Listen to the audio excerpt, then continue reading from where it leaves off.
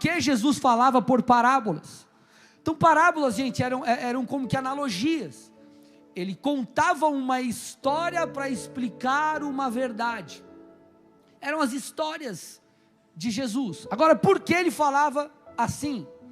Nós vemos a resposta disso em Mateus 13, versículos 10 a 15.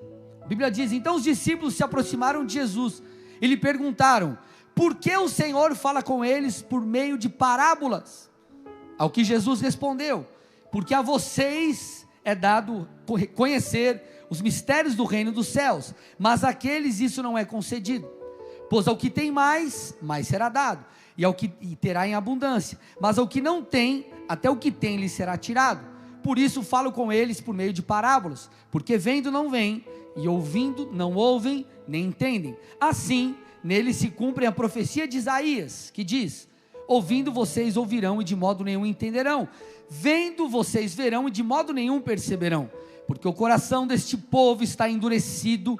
Ouviram com os ouvidos tapados e fecharam os olhos, para não acontecer que vejam com os olhos, ouçam com os ouvidos, entendam com o coração, se convertam e sejam por mim curados. Jesus aqui explica e traz a resposta sobre isso. Então esse texto deixa claro dois motivos pelos quais Jesus falava por parábolas. O primeiro deles é para esclarecer verdades profundas, trazer um ensinamento profundo de uma forma clara, simples, ok? Então esse é o primeiro motivo. Jesus trazia através de questões, verdades contextualizadas, verdades da época. Ele falava de uma forma que o povo daquela região entendesse de maneira muito clara, ok?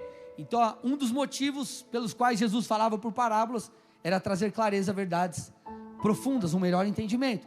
Agora, o segundo motivo era para esconder verdades profundas de pessoas que não queriam de fato abrir os seus corações a Jesus.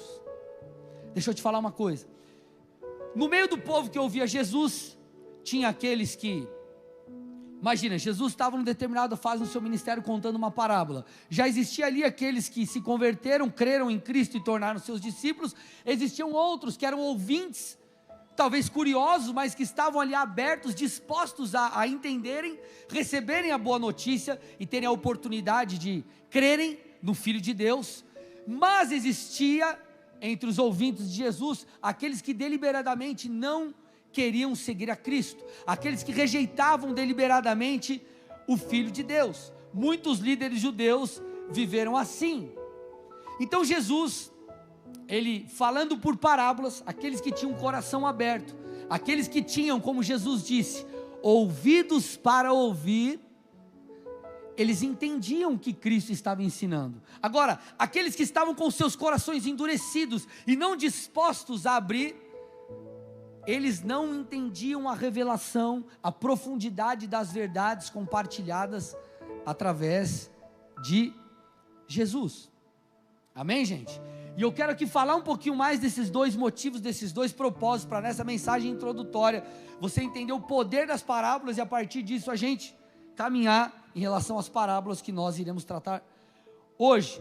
Então, por exemplo, quando Jesus, falando dessa questão do ensino contextualizado, dessa forma de Jesus falar para que as pessoas entendessem com clareza, Jesus em um determinado momento ele queria explicar para os seus ouvintes a importância da pessoa estar disposta a receber um ensino, sobre as pessoas se apresentarem diante de Cristo, diante das verdades de Deus, com um coração ensinável, não com um coração duro, mas como alguém que quer aprender. Então o que Jesus fez para explicar essa verdade? Jesus não apenas falou ou quis dizer o seguinte: gente, vamos lá, você tem que ter o coração ensinável, você tem que abrir o seu coração e sua mente para receber a boa notícia. Jesus não apenas falava dessa forma, ele não apenas ensinava o conceito, mas ele explicava, por vezes, através de uma história para ficar mais fácil. Para tal, usando um exemplo aqui específico, Jesus contou a parábola do semeador. Então Jesus queria que as pessoas entendessem a importância de abrir o coração, de receber bem aquilo que estava sendo falado. Como quando nós dizemos aqui: gente, abra o seu coração para receber a pregação, para que fruto seja produzido. Então Jesus contou, como eu acabei de dizer, a parábola do semeador. E por que isso fazia muito sentido? Porque nós estamos falando sobre uma cultura, um lugar, uma região, onde as pessoas tiravam seu sustento da agricultura. Então, se você vai usar um exemplo, você vai explicar algo para alguém hoje, e você fala usando como, uma forma enfim, usar o exemplo de rede social, ou de qualquer outra coisa parecida, a galera vai entender.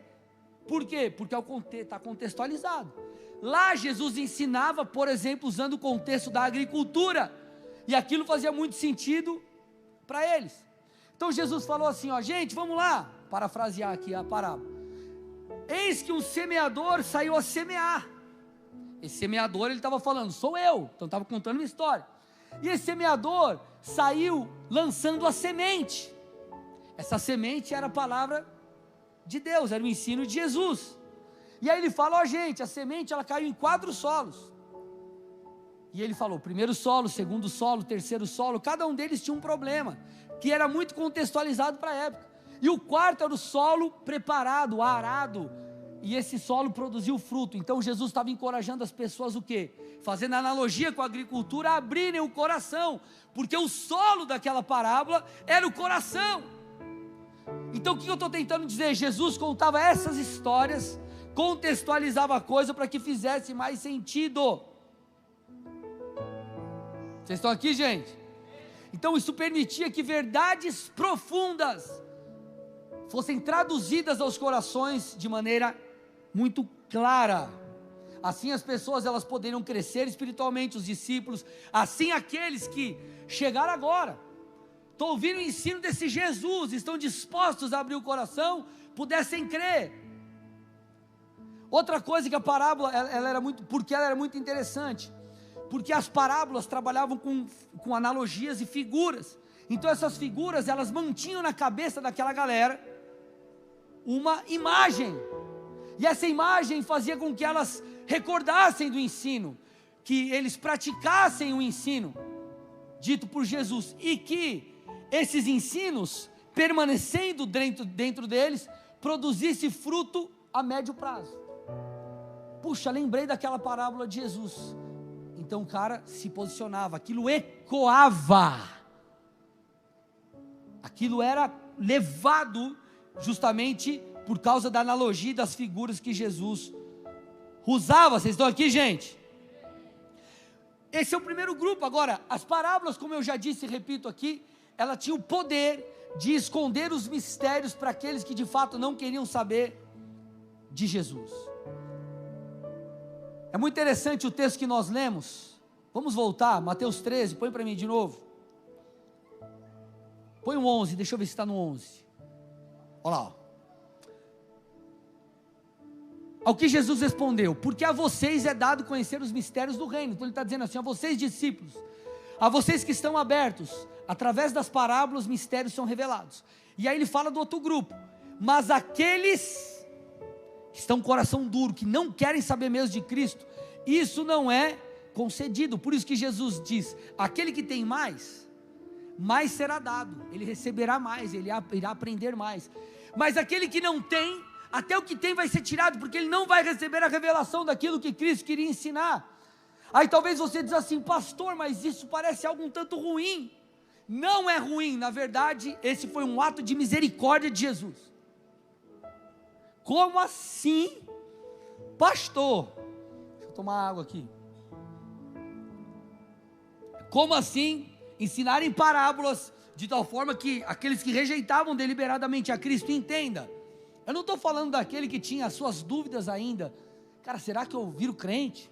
Será que eu sigo Jesus? Eu estou falando de gente que não queria mesmo. Eu sei, já ouvi falar, já ouvi sobre esse Cristo, sei que é, mas eu não quero. Por que foi um ato de misericórdia?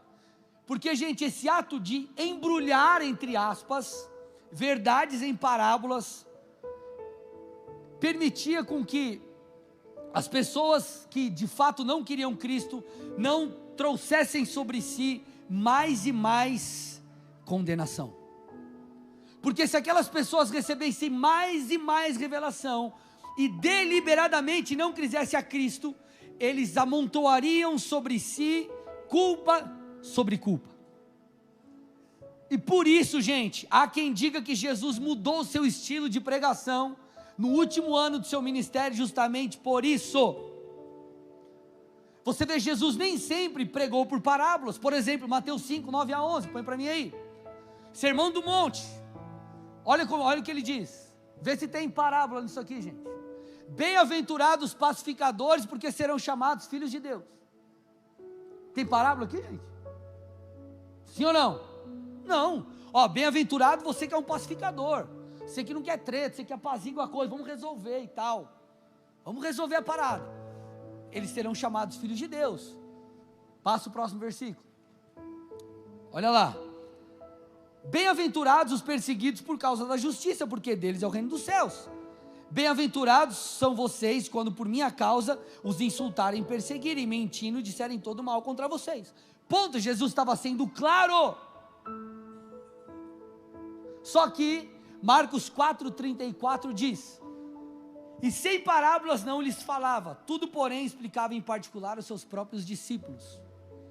Esse texto aponta para o que estudiosos dizem, que nesse último ano do ministério público de Jesus, ele passou a ensinar apenas por parábolas, e ele trazia a clareza, a explicação da parábola apenas aos discípulos, para que não amontoassem sobre aqueles que estavam de fato com o coração duro, e deliberadamente, mesmo diante de oportunidades e mais oportunidades, não crescem em Jesus, para que fosse impedido de culpa sobre culpa ser amontoado. Então era um ato de misericórdia